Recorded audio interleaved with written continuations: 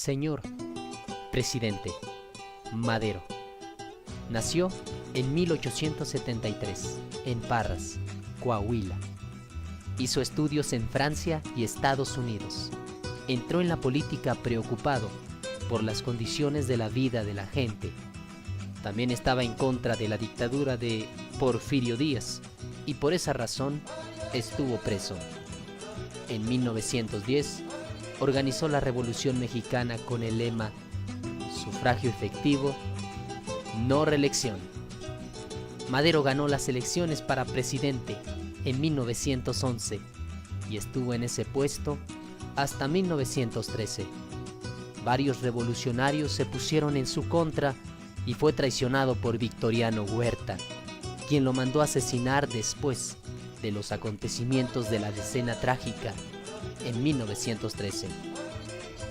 En el pasado video hablamos acerca del porfiriato y aquel dictador temible. En estos momentos estaba a punto de llegar algo que se conocería a nivel mundial como la Revolución Mexicana. Continuamos con el relato que dejamos pendiente. Dimos un breve bosquejo a la vida de este hombre, el apóstol de la verdad, Madero. Finalmente, las elecciones se celebraron en 1910. El Congreso designó como ganador a Porfirio Díaz. Tras este hecho, Madero se dirigió a Texas. Allí anunció el Plan de San Luis. En el documento, declaraba ilegales las elecciones, se autonombraba presidente provisional y exhortaba a la población a luchar por la vía armada contra el régimen porfirista a partir del 20 de noviembre.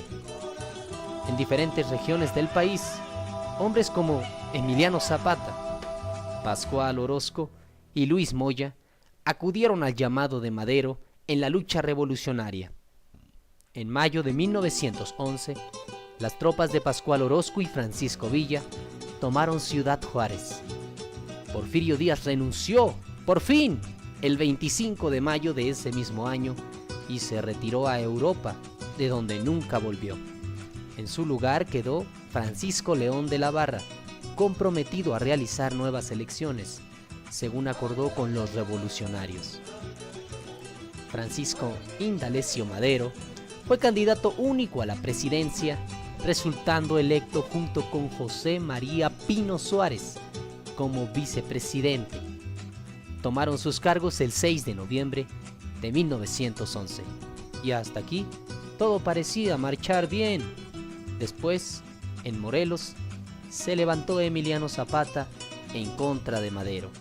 En su plan de Ayala, Zapata exigía la expropiación de los latifundios para repartir la tierra entre los campesinos. El gobierno trató de derrotar a los zapatistas, pero estos resistieron. Y es que el apóstol de la verdad se llenó de individuos que habían trabajado con don Porfirio Díaz. Fue ahí cuando Zapata se enfadó, dejó de confiar en él y le pidió resultados, pero ya. Luego llegó el turno de Pascual Orozco, quien se volvió en contra de Madero, pero ese Victoriano Huerta, fue enviado para combatirlo y logró someterlo. Al momento no nos había reflejado su verdadero rostro, el rostro de asesino que tendría en la historia. En febrero de 1913, algunos opositores de Madero quisieron tomarlo preso junto con Pino Suárez. En ese intento hicieron su fortaleza en la Ciudadela. El general Victoriano Huerta fue enviado a controlar la situación, pero en lugar de hacerlo se alió con los sublevados y acordó apresar a Madero y Pino Suárez. Los hechos ocurrieron durante 10 días, del 9 al 18 de febrero. Por eso se conoce como Decena Trágica, que terminó con la captura de Madero y Pino Suárez, quienes murieron asesinados. De esta manera, el malvado Huerta llegó a ser presidente, pero solo hasta el 15 de julio de 1914. No todos estaban conformes con su nombramiento. Venustiano Carranza, el viejo de la barba blanca, siendo gobernador de Coahuila, no aceptó su autoridad. Entonces, en su plan de Guadalupe, anunció la conformación del ejército constitucionalista. La lucha se realizó en 3 frentes principales. Al norte, con Francisco Villa. Al noroeste, con Álvaro Obregón, y al sur, los hombres de Zapata. La visión era tener una revolución. Más que ser un movimiento de impacto mundial, parecía haber factores políticos y personales en juego. Sin embargo, se dice que tenemos una constitución, y eso lo veremos después.